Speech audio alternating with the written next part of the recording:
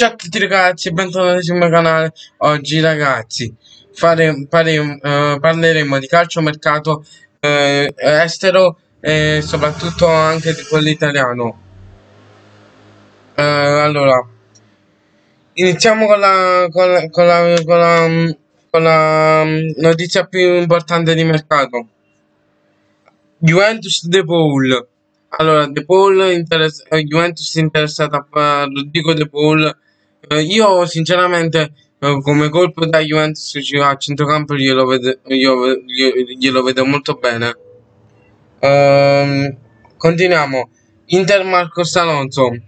Marcos Alonso invece è un terzino sinistro del Chelsea che nella scorsa stagione ha giocato abbastanza, ma non troppo.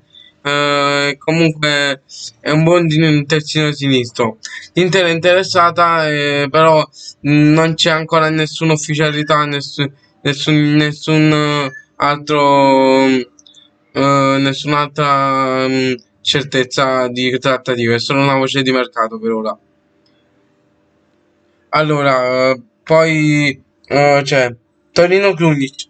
Allora, Torino che ha chiesto al Milan di Krunic. A Milan se Krunic poteva andare a Torino. Il Milan è interessato a farlo andare a Torino, ma è interessato solo per cessione, quindi con i Money, e quindi c'è pure Genova Padel. Padel al Genova, che è una notizia, ma è solo un rumors.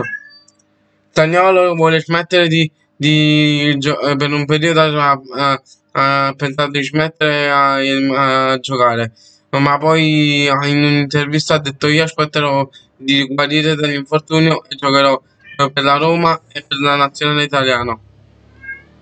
Belotti al Tottenham. Il Tottenham ha offerto 50 milioni per Belotti,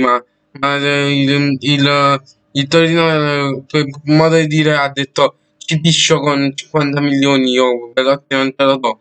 E quindi ha detto no. Rinnovo Donnarumma che Raiola chiedono 10 milioni, il Milan spinge fino a 7 al massimo. E queste sono le notizie del mercato di queste ultime ore. Allora, queste sono le notizie del mercato. Ciao ciao!